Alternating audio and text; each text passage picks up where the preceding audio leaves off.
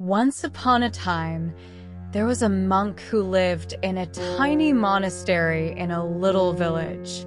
He was very fortunate that the village rich man supported him in the monastery. He never had to worry about the cares of the world. His alms food was always provided automatically by the rich man. So the monk was calm and peaceful in his mind. There was no fear of losing his comfort and his daily food. There was no desire for greater comforts and pleasures of the world.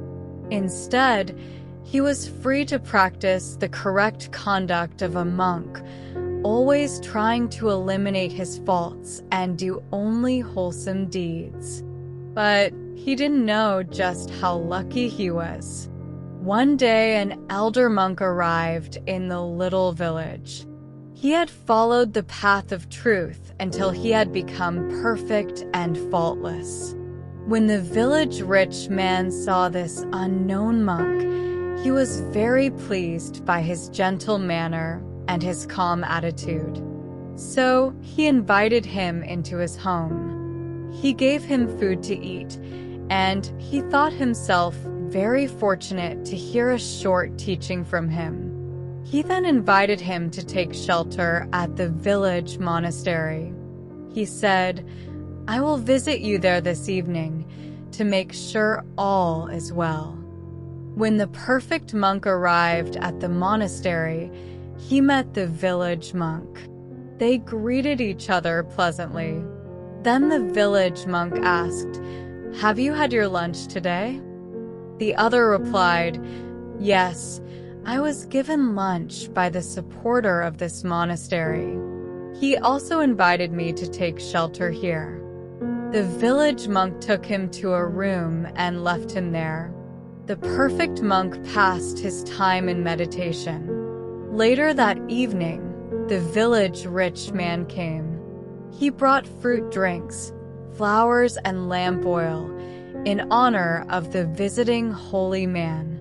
He asked the village monk, "Where is our guest?" He told him what room he had given him. The man went to the room, bowed respectfully, and greeted the perfect monk. Again, he appreciated hearing the way of truth as taught by the rare, faultless one. Afterwards, as evening approached, he lit the lamps and offered the flowers at the monastery's lovely temple shrine. He invited both monks to lunch at his home the next day. Then he left and returned home. In the evening, a terrible thing happened. The village monk, who had been so contented, allowed the poison of jealousy to creep into his mind. He thought, "The village rich man has made it easy for me here. He provides shelter each night and fills my belly once a day. But I'm afraid this will change because he respects this new monk so highly. If he remains in this monastery, my supporter may stop caring for me. Therefore, I must make sure the new monk does not stay." Thinking in this way, he lost his former mental calm. His mind became disturbed due to his jealousy, the fear of losing his comfort, and his daily food. This led to the added mental pain of resentment against the perfect monk. He began plotting and scheming to get rid of him. Late that night, as was the custom, the monks met together to end the day. The perfect monk spoke in his usual friendly way, but the village monk would not speak to him at all. So the wise monk understood that he was jealous and resentful. He thought, "This monk does not understand my freedom from attachment to families, people, and comforts. I am free of any desire to remain here. I am also free of any desire to leave here. It makes no difference. It is sad this other one cannot understand non-attachment. I pity him for the price he must pay for his ignorance." He returned to his room, closed the door, and meditated in a high mental state throughout the night. The next day, when it was time to go collect alms food from the supporter of the monastery, the village monk rang the temple gong. But he rang it by tapping it lightly with his fingernail. Even the birds in the temple courtyard could not hear the tiny sound. Then he went to the visiting monk's room and knocked on the door. But again, he only tapped lightly with his fingernail. Even the little mice inside the walls could not hear the silent tapping. Having done his courteous duty in such a tricky way, he went to the rich man's home. The man bowed respectfully to the monk, took his alms bowl, and asked, "Where is the new monk, our visitor?" The village monk replied, "I have not seen him. I rang the gong. I knocked at his door, but he did not appear. Perhaps he was not used to such rich food as you gave him yesterday. Perhaps he is still asleep, busily digesting it, dreaming of his next feast. Perhaps this is the kind of monk who pleases you so much." Meanwhile, back at the monastery, the perfect monk awoke. He cleaned himself and put on his robe. Then he calmly departed to collect alms food wherever he happened to find it. The rich man fed the village monk the richest of food. It was delicious and sweet, made from rice, milk, butter, sugar, and honey. When the monk had eaten his fill, the man took his bowl, scrubbed it clean, and sweetened it with perfumed water. He filled it up again with the same wonderful food. He gave it back to the monk, saying, "Honorable monk, our holy visitor must be worn out from traveling. Please take my humble alms food to him." Saying nothing, he accepted the generous gift for the other. By now the village monk's mind was trapped by its own jealous scheming. He thought, if that other monk eats this fantastic meal, even if I grabbed him by the throat and kicked him out, he still would never leave. I must secretly get rid of this alms food. But if I give it to a stranger, it will become known and talked about. If I throw it away in a pond, the butter will float on the surface and be discovered. If I throw it away on the ground, crows will come from miles around to feast on it, and that too would be noticed. So how can I get rid of it? Then he saw a field that had just been burned by farmers to enrich the soil. It was covered with hot glowing coals. So he threw the rich man's generous gift on the coals. The alms food burned up without a trace, and with it went his peace of mind. For when he got back to the monastery, he found the visitor gone. He thought, this must have been a perfectly wise monk. He must have known I was jealous, afraid of losing my favored position. He must have known I resented him and tried to trick him into leaving. I wasted alms food meant for him, and all for the sake of keeping my own belly full. I'm afraid something terrible will happen to me. What have I done? So, afraid of losing his easy daily food, he had thrown away his peace of mind. For the rest of his life, the rich man continued to support him, but his mind was filled with torment and suffering. He felt doomed like a walking starving zombie or a living hungry ghost. When he died, his torment continued, for he was reborn in a hell world where he suffered for hundreds of thousands of years. Finally, there too he died, as all beings must. But the results of his past actions were only partly completed. So he was reborn as a demon 500 times. In those 500 lives, there was only one day when he got enough to eat, and that was a meal of afterbirth dropped by a deer in the forest. Then he was reborn as a starving stray dog another 500 times. For the sake of a full monk's belly in a past life, all these 500 lives were also filled with hunger and quarreling over food. Only a single time did he get enough to eat, and that was a meal of vomit he found in a gutter. Finally, most of the results of his actions were finished.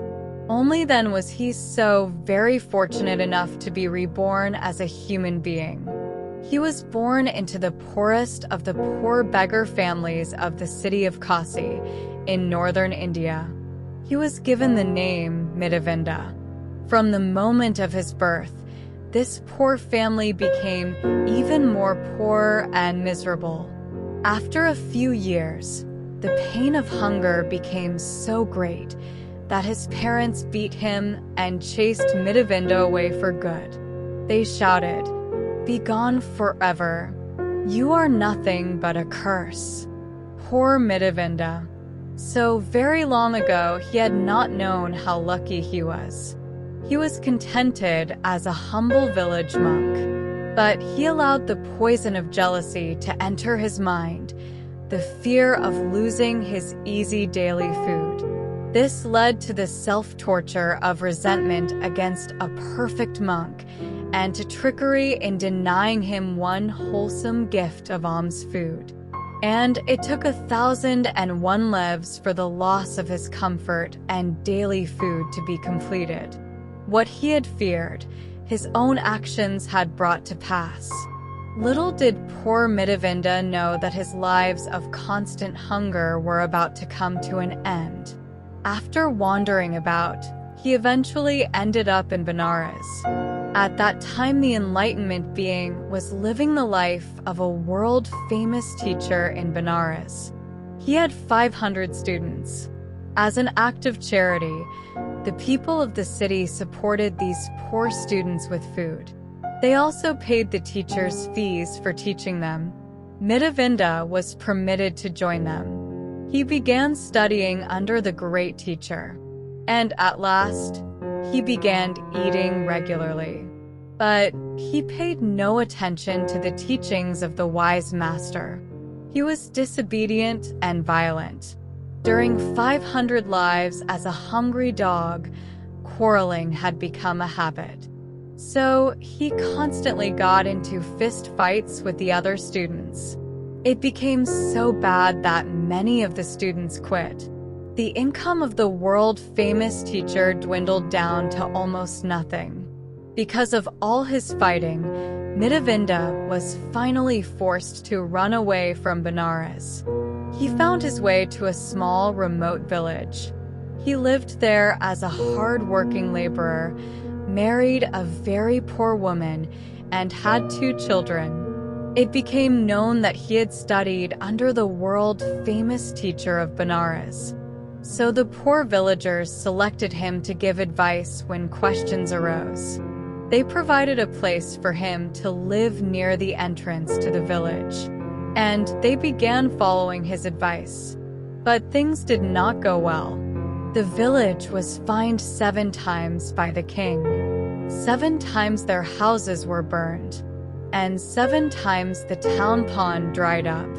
They realized that all their troubles began when they started taking Mittavinda's advice. So they chased him and his family out of the village. They shouted, "Be gone forever. You are nothing but a curse." While they were fleeing, they went through a haunted forest. Demons came out of the shadows and killed and ate his wife and children. But Mittavinda escaped. He made his way to a seaport city. He was lonely, miserable, and penniless. It just so happened that there was a kind, generous, rich merchant living in the city. He heard the story of Mittavinda's misfortunes. Since they had no children of their own, he and his wife adopted Mittavinda. For better or worse, they treated him exactly as their own son. His new mother and father were very religious. They always tried to do wholesome things. But Mittavinda still had not learned his lesson.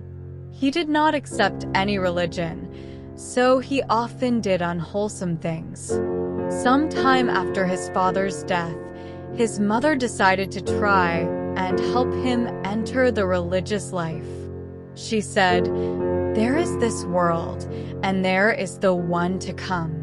If you do bad things, you will suffer painful results in both worlds." But foolish Mittavinda replied, "I will do whatever I enjoy doing and become happier and happier. There is no point considering whether what I do is wholesome or unwholesome. I don't care about such things." On the next full moon holy day, Mittavinda's mother advised him to go to the temple and listen all night long to the wise words of the monks. He said, "I wouldn't waste my time." So she said, "When you return, I will give you 1,000 gold coins." Mittavinda thought that with enough money, he could enjoy himself constantly and be happy all the time. So he went to the temple. But he sat in a corner, paid no attention, and fell asleep for the night. Early the next morning, he went home to collect his reward. Meanwhile, his mother thought he would appreciate wise teachings. Then he would bring the oldest monk home with him. So she prepared delicious food for the expected guest. When she saw him returning alone, she said, "Oh, my son, why didn't you ask the senior monk to come home with you for breakfast?" He said, "I did not go to the temple to listen to a monk or to bring him home with me. I went only to get your 1,000 gold coins." His disappointed mother said, "Never mind the money. Since there is so much delicious food prepared, only eat and sleep." He replied, "Until you give me the money, I refuse to eat." So she gave him the 1,000 gold coins. Only then did he gobble up the food until all he could do was fall asleep. Mittavinda did not think 1,000 gold coins were enough for him to constantly enjoy himself. So he used the money to start a business, and before long he became very rich. One day he came home and said, "Mother, I now have 120,000 gold coins. But I am not yet satisfied. Therefore I will go abroad on the next ship and make even more money." She replied, "Oh, my son, why do you want to go abroad? The ocean is dangerous, and it is very risky doing business in a strange land. I have 80,000 gold coins right here in the house. That is enough for you. Please don't go, my only son." Then she held him to keep him from leaving. But Mittavinda was crazy with greed. So he pushed his mother's hand away and slapped her face. She fell to the floor. She was so hurt and shocked that she yelled at him, "Be gone forever. You are nothing but a curse." Without looking back, Mittavinda rushed to the harbor and set sail on the first departing ship. After 7 days on the Indian Ocean, all the winds and currents stopped completely. The ship was stuck. After being dead in the water for 7 days, all on board were terrified they would die. So they drew straws to find out who was the cause of their bad luck and frightening misfortune. 7 times the short straw was drawn by Mittavinda. They forced him onto a tiny bamboo raft and set him adrift on the open seas. They shouted, "Be gone forever. You are nothing but a curse." And suddenly a strong wind sent the ship on its way. But once again, Mittavinda's life was spared. This was a result of his wholesome actions as a monk so many births ago. No matter how long it takes, actions cause results. Sometimes an action causes more than one result, some pleasant and some unpleasant.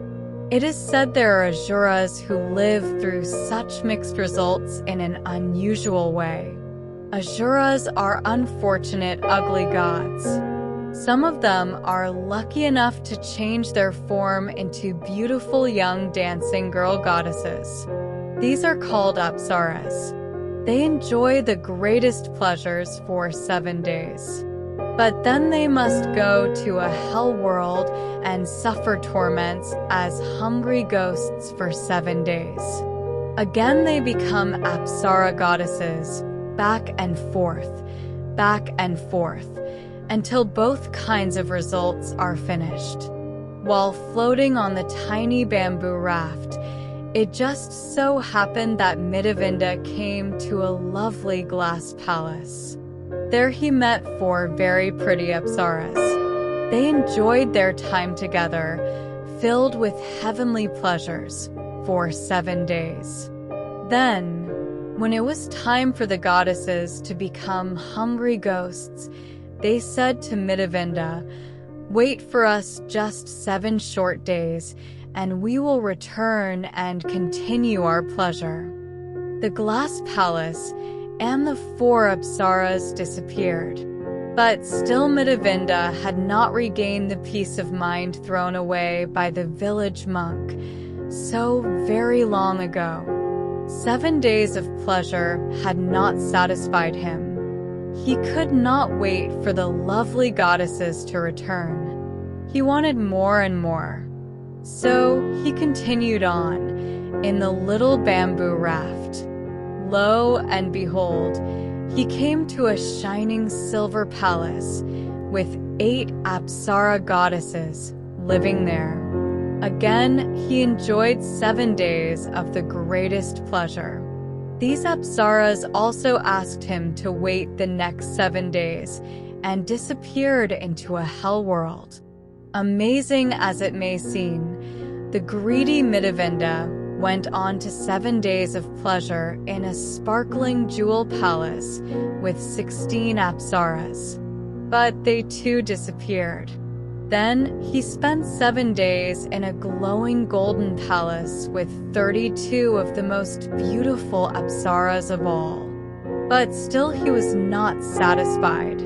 When all 32 asked him to wait 7 days, again he departed on the raft. Before long, he came to the entrance of a hell world filled with suffering, tortured beings. They were living through the results of their own actions.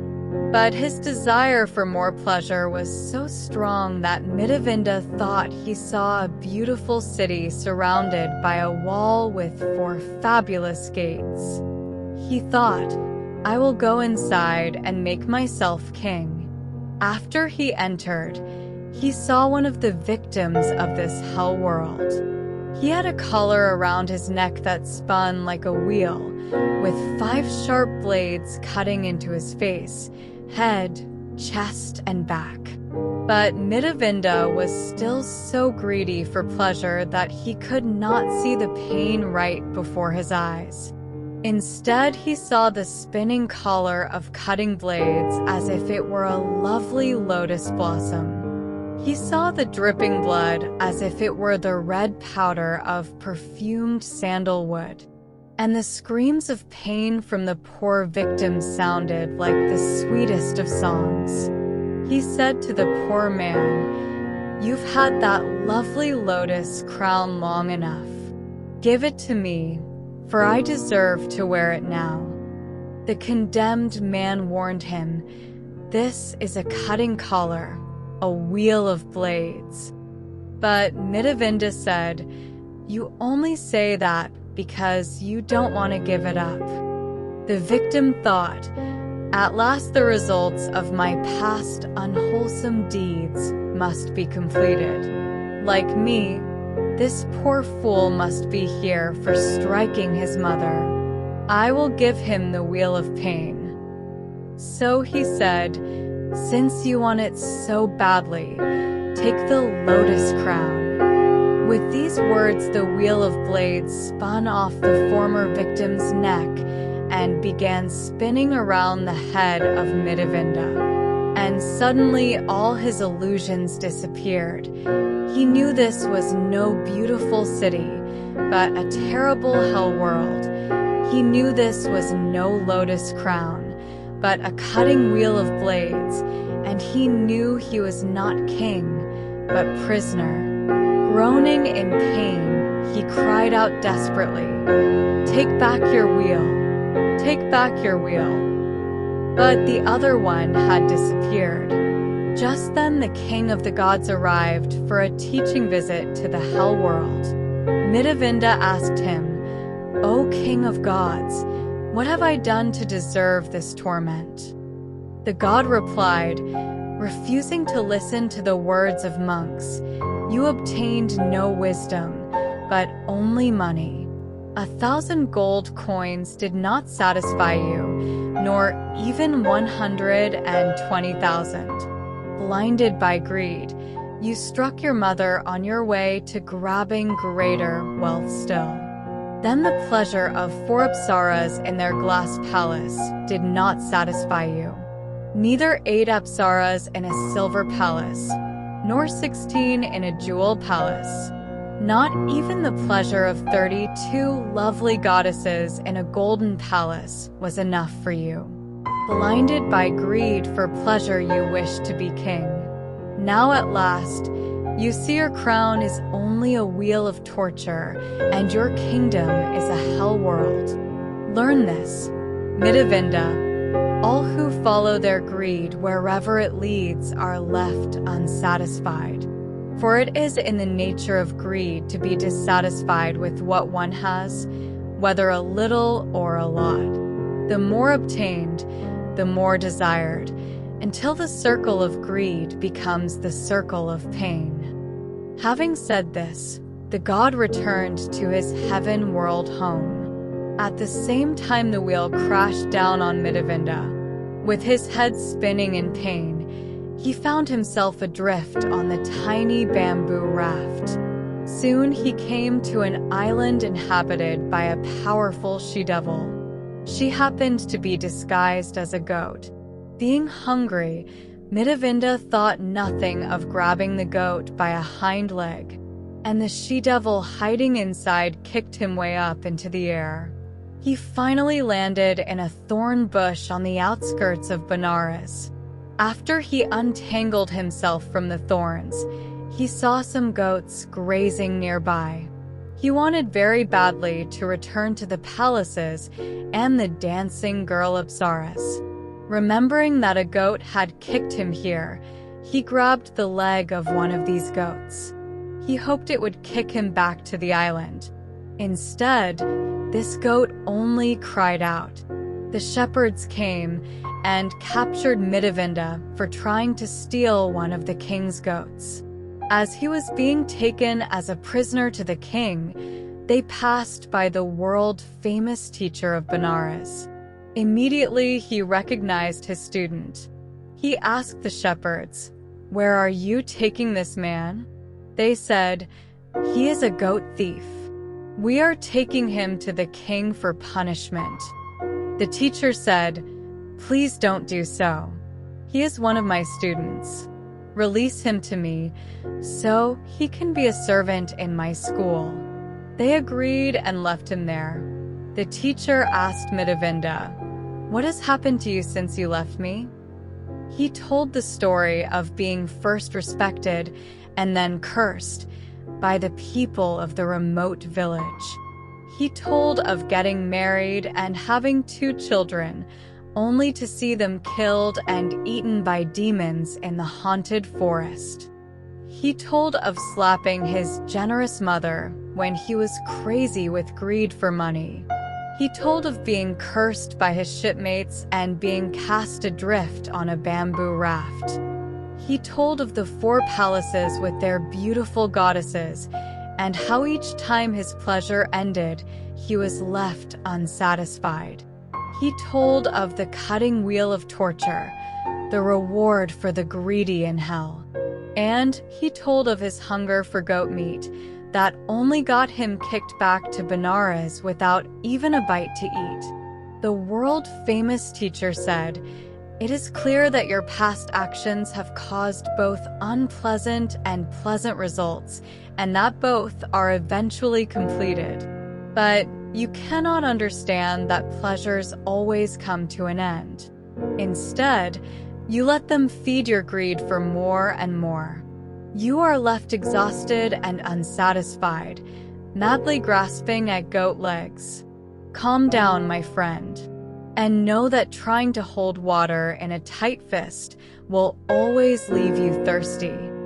Hearing this, Mittavinda bowed respectfully to the great teacher. He begged to be allowed to follow him as a student, the enlightenment being welcomed him with open arms. Please like, share, and subscribe if you like this video and wants more.